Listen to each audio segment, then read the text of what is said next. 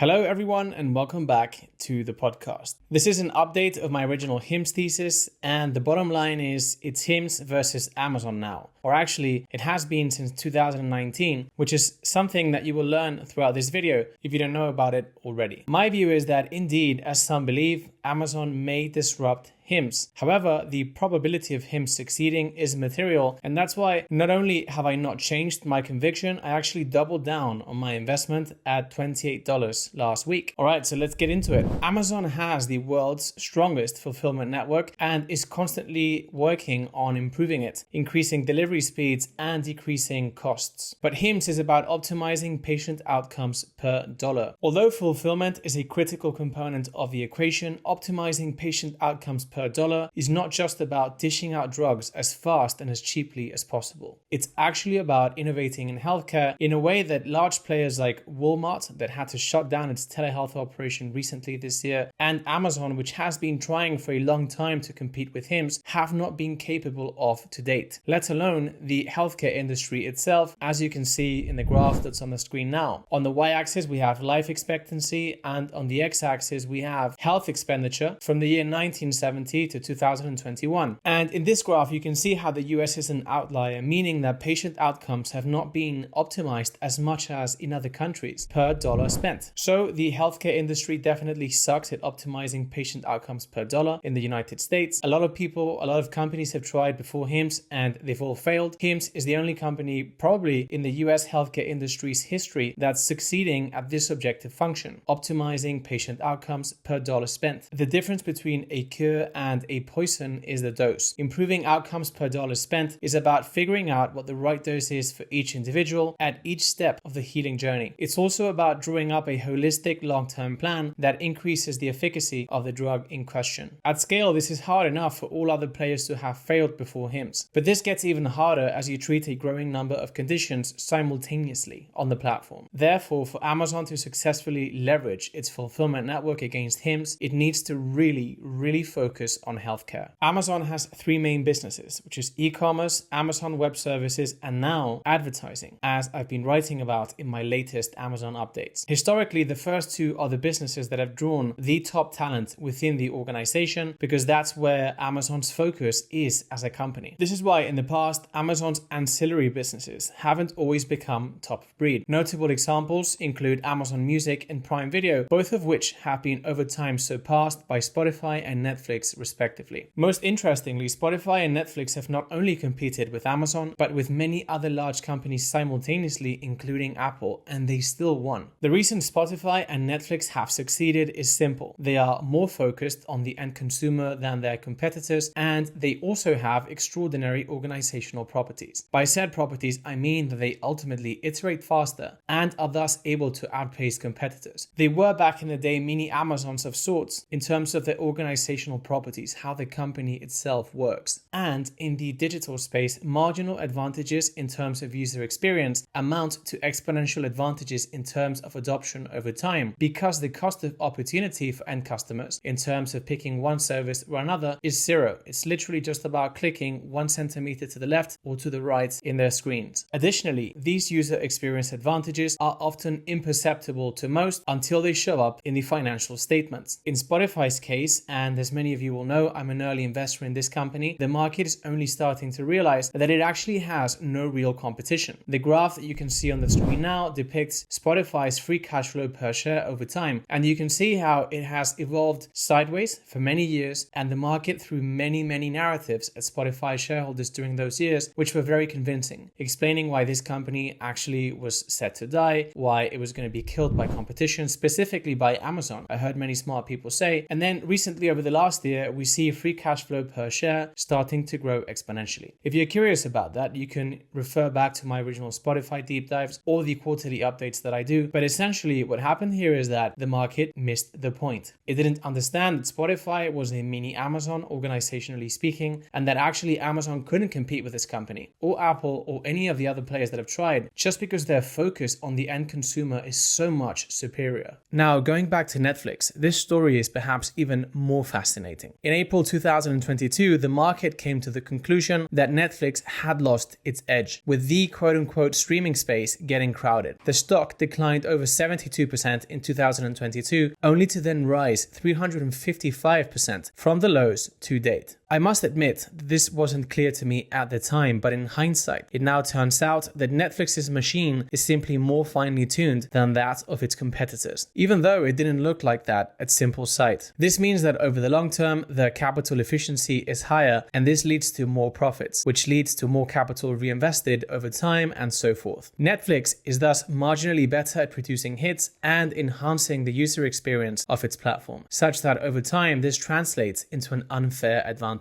So a lot of people on X have been asking me, why do you carry on doing deep dives if you've already selected winners that have worked out very well to date and you believe are going to do even better long term? And the answer is because every deep dive you do is training you for a scenario in which the market is going to test your conviction. This scenario last week tested the conviction of HIMS shareholders by throwing this rather convincing narrative, for the most part, that Amazon is going to kill the company. But actually, if you go back to my Netflix deep dive, I've done 2 and I've done many quarterly updates. You will learn that things are not so simple, and that in fact this mental framework that I'm laying out in this write-up, which is also the one that I teach in depth in my course, is so powerful when it comes to actually capturing long-term returns, having invested in great companies early. Going back to Netflix, every dollar Netflix reinvests simply seems to translate into more value for end customers than that of every dollar its competitors invest. In the graph below, you can see how Netflix's free cash flow per share has trended back up from the 2022 dip.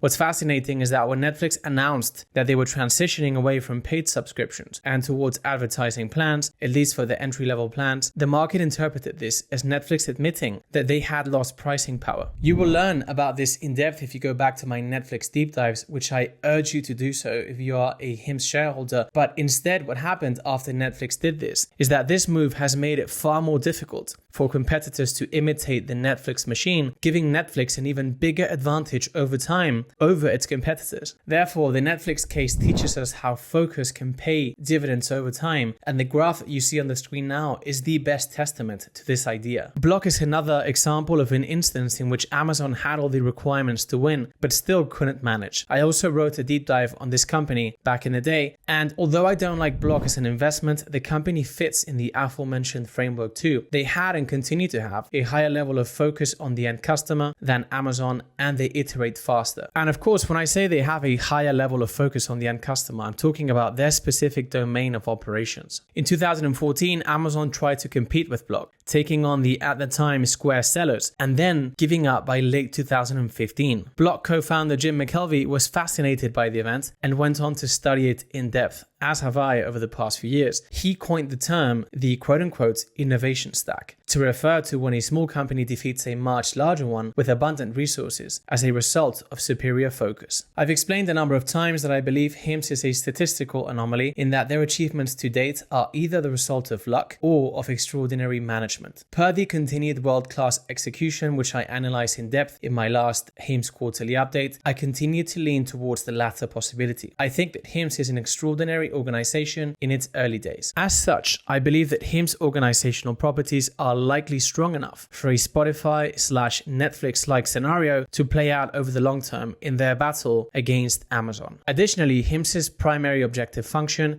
is optimizing patient outcomes per dollar spent while selling below copay. Copay is the amount of money that patients in the US have to pay before the insurance takes care of the rest of the treatment. And this is something that they have to pay out of pocket. I believe that this objective function will yield a more finely tuned machine over time, a la Netflix. Further, it must be noted that Amazon has been making attempts to enter the healthcare business for quite some time. In 2019, Amazon acquired PillPack, an online pharmacy that specializes in sorting and delivering prescription medications in packaged doses. Building on the PillPack acquisition, Amazon launched its own full-service online pharmacy in 2020. In 2023, Amazon introduced RX Pass, a subscription service for Prime members that that offers a selection of generic medications for a flat monthly fee. In June 2024, Amazon announced the launch of a HIMSS copycat with a re-announcement spooking HIMSS shareholders last week. Not all of them, but it seems that a big percentage of them. However, none of this has stopped HIMSS from growing free cash flow per share at the rate that you see in the graph below, with everyone else in the past in the industry failing to do so. While this doesn't mean that Amazon can't compete eventually, I believe that HIMSS's algorithm is likely to be a superior one over time. In turn, as of Q3 2024, just over 50% of HIMSS's subscribers were utilizing a personalized subscription. As this number goes up and subscribers treat a broader range of conditions on the platform, the operation will undoubtedly be harder to replicate, since it will get exponentially harder to dose each subscriber correctly. Thus, this week's panic is superficial. It's the result of a large investor base that hasn't done enough due diligence. To those that haven't done their due diligence, I say, take my course and learn to analyze companies in depth before you make even the smallest purchase.